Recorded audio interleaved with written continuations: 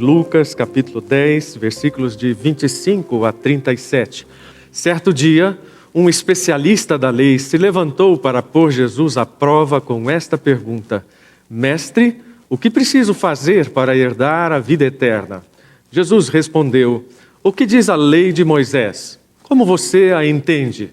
O homem respondeu: Ame o Senhor, seu Deus, de todo o seu coração, de toda a sua alma, de toda a sua força e de toda a sua mente, e ame o seu próximo como a si mesmo. Está correto, disse Jesus. Faça isso e você viverá. O homem, porém, querendo justificar suas ações, perguntou a Jesus: E quem é o meu próximo? Jesus respondeu com uma história. Certo homem descia de Jerusalém a Jericó, quando foi atacado por bandidos. Eles lhe tiraram as roupas, o espancaram e o deixaram quase morto à beira da estrada. Por acaso, descia por ali um sacerdote. Quando viu o homem caído, atravessou para o outro lado da estrada. Um levita fazia o mesmo caminho e viu o homem caído, mas também atravessou e passou longe. Então veio um samaritano e, ao ver o homem, teve compaixão dele. Foi até ele, tratou de seus ferimentos com óleo e vinho e os enfaixou. Depois colocou o homem em seu jumento e o levou a uma hospedaria onde cuidou dele. No dia seguinte, deu 2 moedas de prata ao dono da hospedaria e disse: Cuide deste homem. Se você precisar gastar mais com ele, eu lhe pagarei a diferença quando voltar. Qual desses 3 você diria que foi o próximo do homem atacado pelos bandidos? Perguntou Jesus.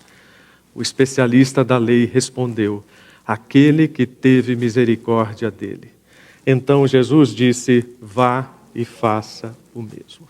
Com certeza, um dos ganhos da pandemia foi a possibilidade de refletir sobre o que é proximidade e o que é distanciamento. Pessoas das quais você se sentia próximo, muito possivelmente se distanciaram durante a pandemia. Pessoas que talvez você nem conhecesse, você se aproximou durante a pandemia. Não é? Na sala de oração nós vimos isso. E isso nos fez pensar que distanciamento e proximidade não são propriamente realidades geográficas, mas são realidades espirituais, conceituais, muito mais amplas do que nós podemos pensar. Casais, possivelmente, que estavam distanciados pelo estresse da vida cotidiana, de repente ficaram juntos, próximos e descobriram que estavam distantes. Sabe, essas coisas que a gente não consegue explicar, elas mexem com a gente.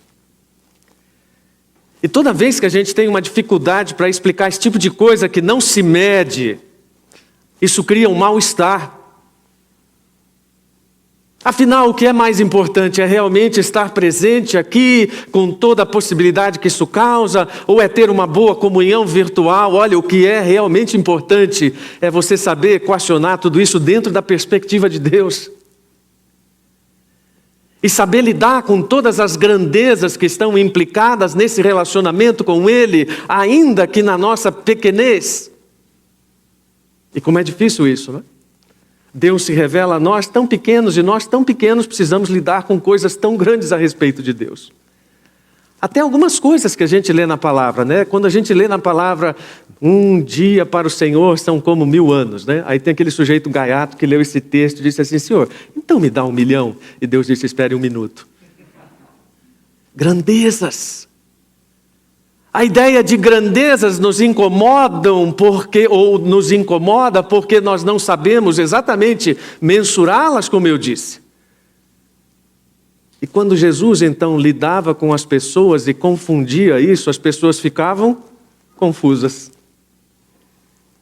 Porque elas perguntavam coisas grandes e Jesus respondia com coisas aparentemente banais. Foi o que aconteceu neste diálogo que nós lemos. Um doutor da lei faz uma pergunta grandona para Jesus: o que farei para herdar a vida eterna? E Jesus conta uma historinha de um homem bonzinho que ajudou uma pessoa que estava numa situação vulnerável. Imagine a confusão desse homem a princípio. Confusão desfeita se nós pensarmos que sempre o que está em perspectiva para Jesus é aquilo que tem significado eterno, não importa que seja uma coisa cotidiana, banal, simples.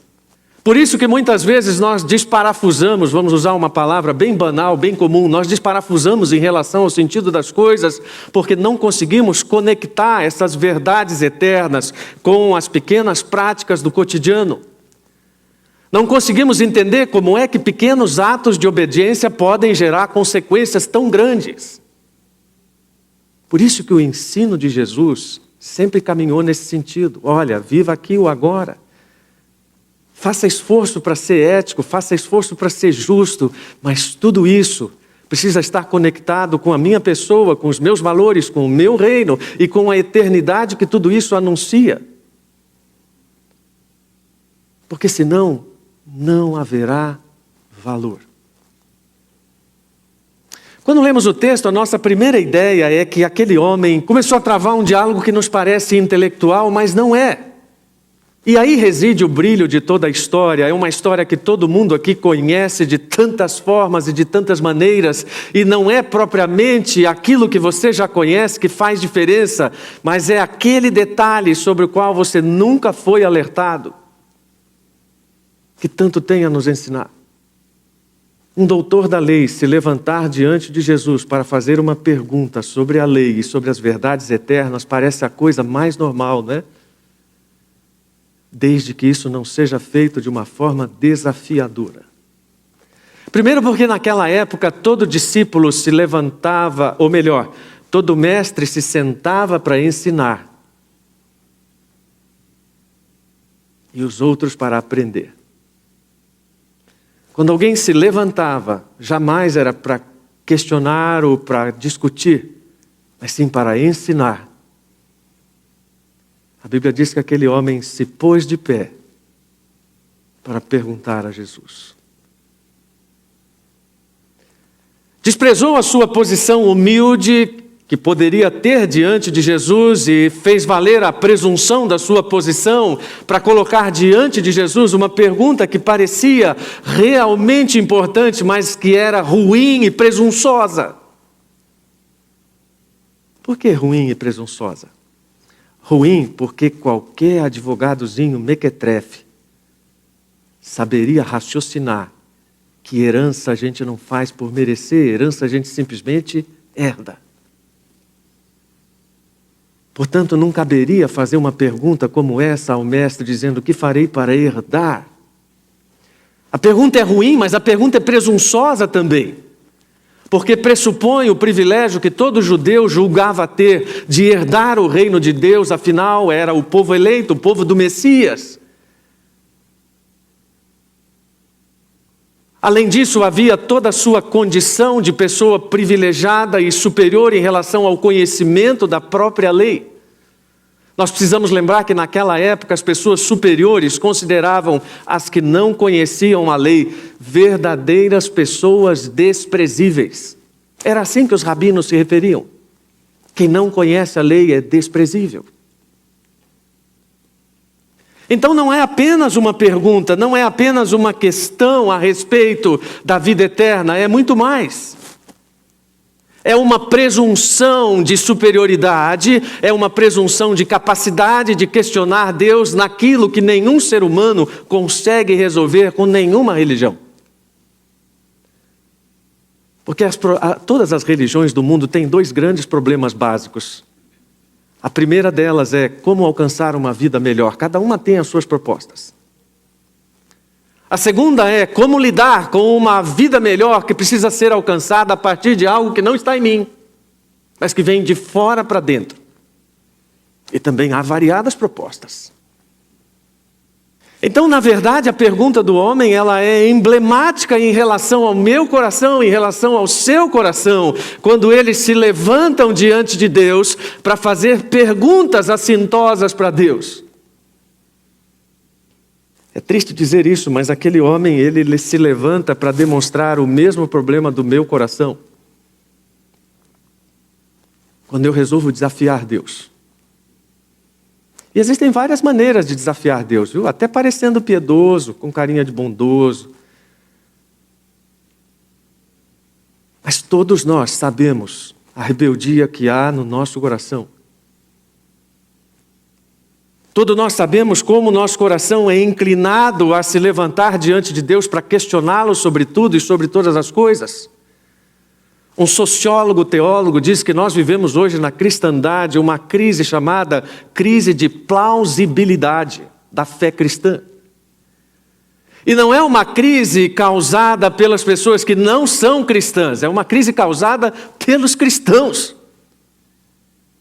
que estão questionando a plausibilidade da sua fé e estão lutando contra esta constatação de que a nossa experiência no mundo, ela é uma experiência contra a nossa própria fé.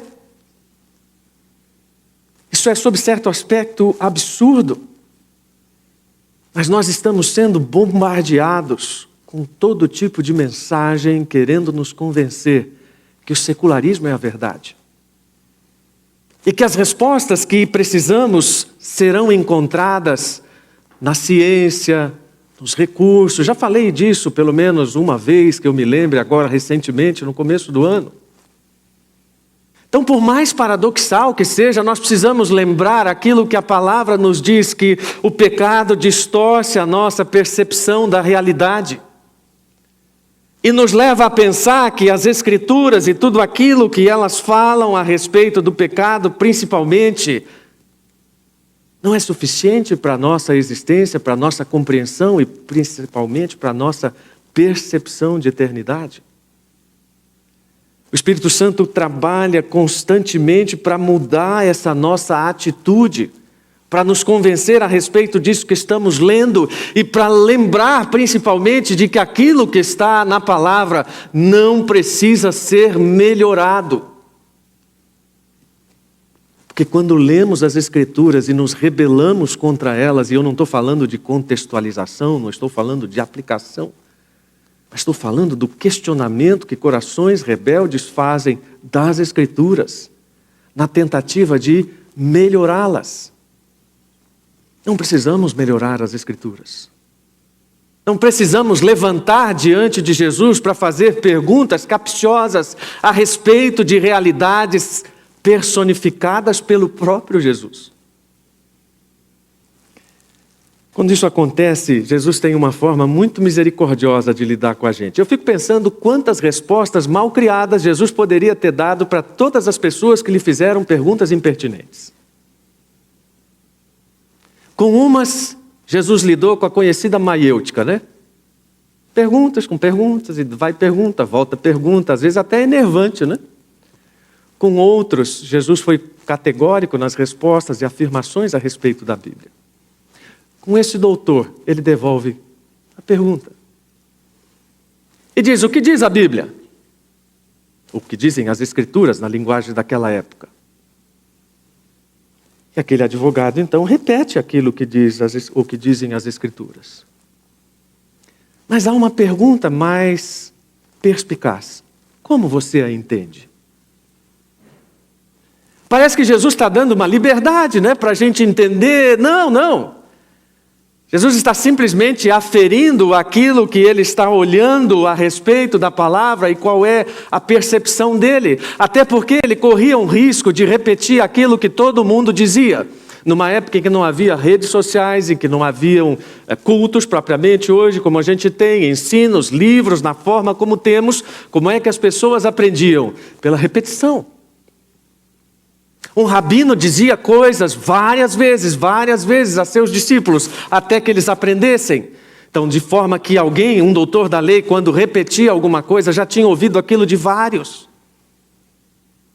Então, quando Jesus pede àquele homem e diz o que dizem as Escrituras, aquele homem provavelmente repete o que já tinha ouvido de todos os seus mestres e faz um resumo da lei. Amarás o Senhor teu Deus e amarás o próximo como a ti mesmo, aquilo que você também sabe. Porque foi repetido. E novamente a incoerência se manifesta porque ele está repetindo, não propriamente pela convicção, mas por aquilo que ouviu falar, e nós somos campeões em fazer isso na igreja, né? Não há lugar com maior número de jargões do que igreja. Aquelas frases feitas, que você cansa de dizer, mas que você nem mesmo acredita. Irmão, vamos orar, Deus vai operar. Com anestesia, sem anestesia? Irmão, no final vai dar tudo certo. É baseado em onde? E vamos repetindo coisas, sem pensar por que elas estão sendo ditas e com que lastro na palavra. Algum mal intencionado certamente vai encontrar várias brechas para fazer seus ensinos sobre qualquer coisa numa igreja que sabe apenas repetir, mas que não sabe entender a verdade da palavra. Mesmo porque olhar para essas verdades das Escrituras é como olhar para um oceano, né? Só amar a Deus e amar ao próximo, coisas simples. Lá em casa a gente brinca que a minha esposa às vezes tem essas descrições detalhadas, né? Outro dia ela me deu as instruções para comprar alguma coisa e disse assim: vá lá naquela loja daquele moço. É a mesma coisa que olharmos para isso e dizermos, ama a Deus e ama ao próximo. A pergunta é, como, quando, onde, de que maneiras? Claro que embora exista boa intenção nessas perguntas, muitas vezes nós estamos tentando fugir das delimitações éticas que nós queremos estabelecer. Então é preciso muito discernimento para saber quando estamos fazendo a pergunta sincera diante de Deus, com o desejo de realmente amar a Deus e amar ao próximo, ou quando estamos fazendo essa pergunta com o desejo de colocarmos na lista várias coisas que não estão dentro da nossa responsabilidade. Era muito comum para um judeu olhar para a Escritura e dizer, amar ao próximo, ok, e desprezar os outros. A quem eu não devo amar? A quem eu não preciso amar? Por que será que quando Jesus quer levar Pedro à mais aguda decisão da sua vida, ele diz a Pedro, amas-me? E Pedro fica profundamente constrangido com aquilo. Porque realmente olhar para essa verdade bíblica é como olhar para o oceano. E quando você olha para o oceano, você tem a ideia de que já conheceu o oceano. Não, você está olhando para uma pequena porção do oceano que seus olhos alcançam. Aquela não é a descrição do oceano por inteiro. Experimente mergulhar no oceano, então você terá um pouco mais de ideia do que é o oceano. Experimente deixar que você vá sendo conduzido pelas correntezas, então você saberá muito mais do que é o oceano. Assim é a palavra de Deus. Dizemos que amamos a Deus, mas escolhemos as pessoas que gostamos mais de amar. Dizemos que amamos ao próximo, mas escolhemos como nos relacionar com Deus do jeito que queremos. Você vê que eu troquei propositadamente as realidades, porque elas estão conexas. E então Jesus para diante da nossa arrogância e diz assim, vou contar uma historinha para você. Uma historinha de gente boa. Você fala assim, como, pastor? Historinha de gente boa? Aquele sacerdote miserável, aquele... Não, gente. Primeira coisa para entender a história. Tudo gente boa. Fariseu, gente boa. Você que usa fariseu como xingamento, eu já falei isso pelo menos uma vez. Fariseu é um cara que você gostaria de ter como vizinho. Cumpridor da lei, zeloso de todos os seus deveres de cidadania, de religiosidade. Sujeito nota 10, o problema era com o coração. A historinha que Jesus conta dessas pessoas não é de gente ruim, é de gente boa, como eu e você. Gente que vai à igreja, gente que oferta, gente que faz o bem, gente que se preocupa. Mas, esse mais é que mata, né? Por que mata? Jesus diz, ok, se você entende, faça isso e viverá. Se você entendeu, coloque em prática. O problema mais sério que nós temos a respeito das Escrituras não é exatamente de entendê-las para colocar em prática, mas é querer buscar e fazer um entendimento cada vez novo e diverso dela. Não, mas você não conseguiu fazer nem o básico a respeito daquilo que está sendo ensinado.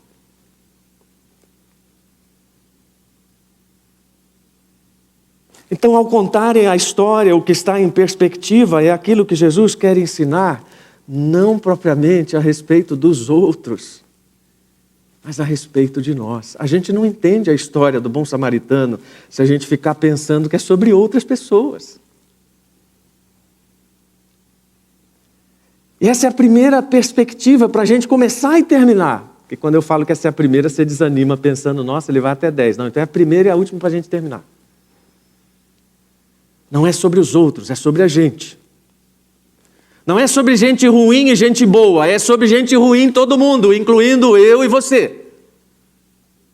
Não é sobre amar do jeito que a gente pensa que pode amar, mas é amar pela perspectiva de Deus. Não é amar como coleguinhas de escola, né? Cada vez que eu leio a Bíblia, especialmente esse texto, eu lembro do tempo de coleguinhas de escola. E às vezes eu vejo esse tempo na igreja também, né? Coleguinha de escola, você não é mais meu coleguinha. Hoje, no recreio, eu não vou ficar com você. Parece isso. Porque a primeira pessoa que Jesus faz menção é de um sacerdote. Um sacerdote que passa ao largo, mas de quem? De um judeu assaltado e deixado quase morto e sem esperança à beira da estrada. E aqui, gente, me permitam ser repetitivo. Não é sobre essa pessoa morta na beira da estrada, é sobre nós.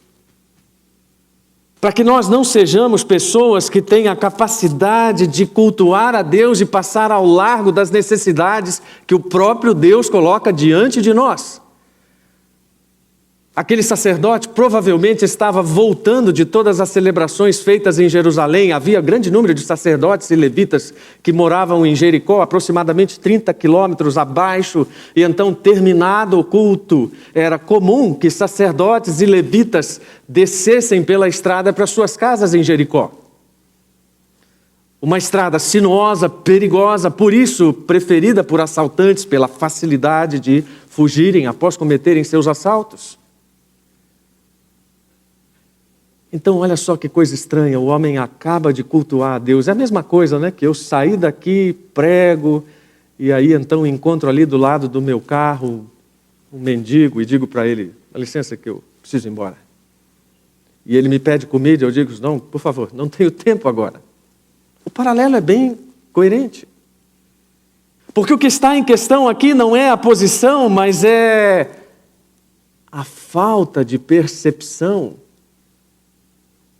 em relação àquilo que eu acabei de fazer, aquilo que eu acabei de dizer, acreditar e aquilo que estou demonstrando. Quem são as pessoas mortas à beira da estrada? Quase mortas sem esperança. A gente põe até embaixo do negócio assim, ó. Mendigos, sem teto, homossexuais, melhor não falar, né? Presidiários, não, melhor não falar por causa do PCC.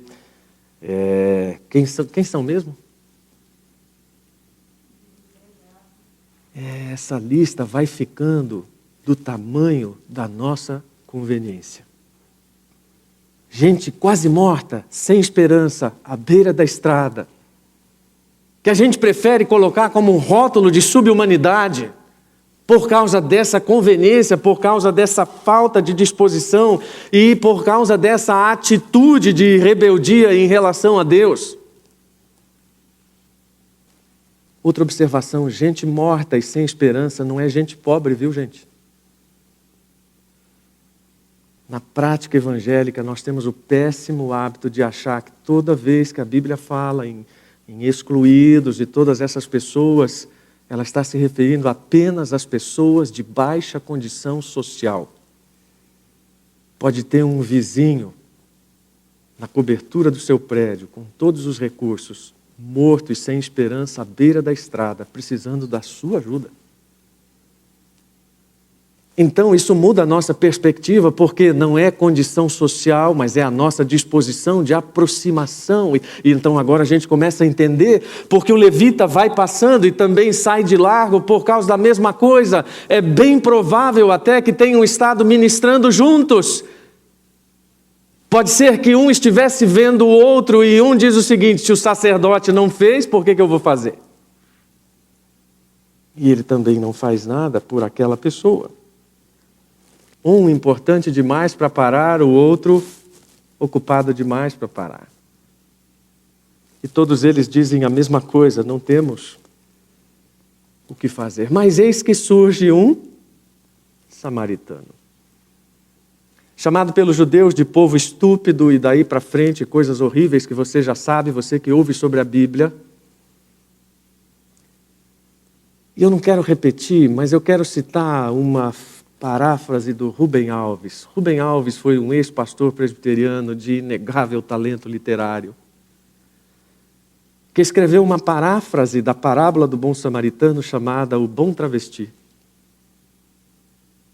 E ele diz, vou tentar resumir, depois você pode ler na internet integralmente: um garçom saiu do seu trabalho tarde da noite com pouco dinheiro e foi assaltado e deixado jogado na calçada depois de ter sido espancado.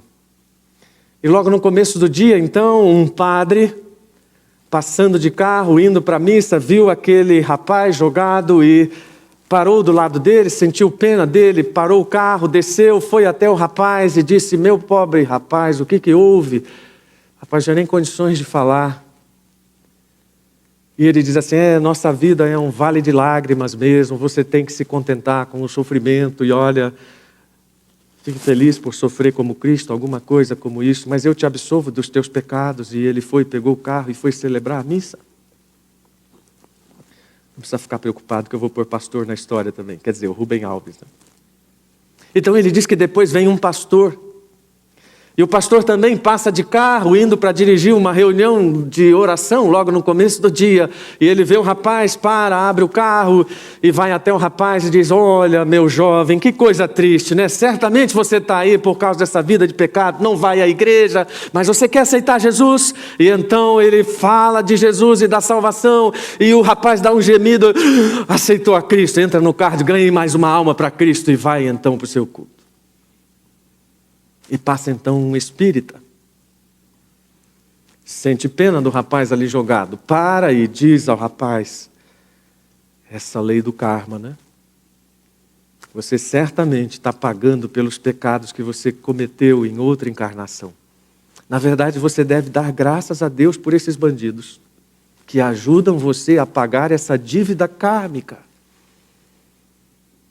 Dá um passe no rapaz e vai embora. E então vem um travesti, loiro de moto, que para, socorre, verifica a condição, coloca aquele rapaz na moto, o leva para o pronto-socorro, dá todas as orientações. E interessante, o Rubem Alves diz o seguinte: quando nenhuma enfermeira, nem um médico estão olhando, põe dinheiro no bolso do rapaz e vai embora. E sabe por que Rubem Alves usa esse paralelo? Porque talvez a figura que nos cause a mesma reação que um samaritano causava a um judeu seja um travesti. E com isso, Jesus está dizendo: olha, não é uma questão de rótulo, não é uma questão de aceitação, porque quando a gente fala isso, a gente já fica apavorada. Olha o que o pastor está pregando. Não, o que eu estou pregando? Aquilo que Jesus estava ensinando. Que essa demonstração do amor deve ser coerente com a mesma aproximação de Deus. Que o roteiro do coração aberto para nós é o mesmo roteiro do bom samaritano. Que passa perto, não passa longe, que acode. Você já viveu a experiência de colocar um mendigo no seu carro novo com banco de couro? Eu já, não tinha banco de couro naquela época, foi logo que eu casei. E eu vinha voltando de uma jornada de aulas e então alguém pulou na frente do meu carro, fazendo sinais, e falei: pronto, vou ser assaltado. Mas na verdade não, era alguém fazendo um apelo: olha, o O rapaz estava arrumando o caminhão, caiu o motor do caminhão em cima do peito dele, precisamos levá-lo urgente. Me perguntou se eu podia. Eu simplesmente colocou o rapaz todo ensanguentado no banco da frente. Eu confesso publicamente, sem vergonha. Meu primeiro pensamento qual foi? Não, irmão, se aquele rapaz ia viver. Brincadeira, foi com o banco do carro. É o nosso jeito de lidar com essas coisas. É o nosso jeito de lidar com o passar perto, o passar longe. É o nosso jeito de envolvermos-nos, porque, na verdade, por que gostamos tanto de filmes também, de histórias, né? Eu falei isso alguns domingos atrás. Porque com elas podemos nos envolver apenas emocionalmente e não de forma factível. Mas aquele bom samaritano se envolve, ele abre mão do seu conforto pessoal, ele abre mão de 2 dias de trabalho, ele abre mão da sua agenda para finalmente dizer: cuidem porque eu vou ressarci-lo. Com isso que Jesus estava querendo dizer que ele era o bom samaritano? Certamente que não. Mas estava mostrando que a atitude do bom samaritano era a mesma dele. Estava mostrando que aquilo que Deus está nos ensinando sobre piedade está personificado não na lei, mas em Cristo. Que aquilo que nós estamos experimentando hoje de cansaço e de tantas coisas estão supridas e podem ser satisfeitas plenamente em Cristo. Era uma lição simples para entender que a grande piedade que todos nós podemos exercer precisa personificar Cristo. Aliás, ela está personificada em Cristo. Tanto que Paulo diz, esse é o mistério da nossa fé, esse é o segredo da nossa fé. Cristo foi revelado em corpo humano, ou seja, como um paradigma. Toda vez que a gente prepara um sermão, pelo menos eu, alguma coisa do sermão me impacta sempre muito forte. Hoje foi essa última frase do McDonald's. Não nos damos sequer ao trabalho de pedir que sejamos parecidos com Cristo. Olha, não sei você, já confessei 1 pecado, estou confessando 2. Não consegui lembrar a última vez que eu orei pedindo para ser parecido com Cristo. Isso me deixou muito triste. Porque orei por tantas coisas relacionadas a Cristo, mas não fui ao âmago daquele que é o ensino da própria parábola. De que, na verdade, o grande segredo não é quem é o próximo, mas é ser próximo. De quem eu me fiz próximo nos últimos dias, de quem eu me fiz próximo na pandemia. Pastor, eu contribuí bastante com o Fundo Solidário. Deus abençoe você, irmão. Daqui a pouco eu vou fazer mais um apelo para que você contribua mais. Mas de quem você se fez próximo?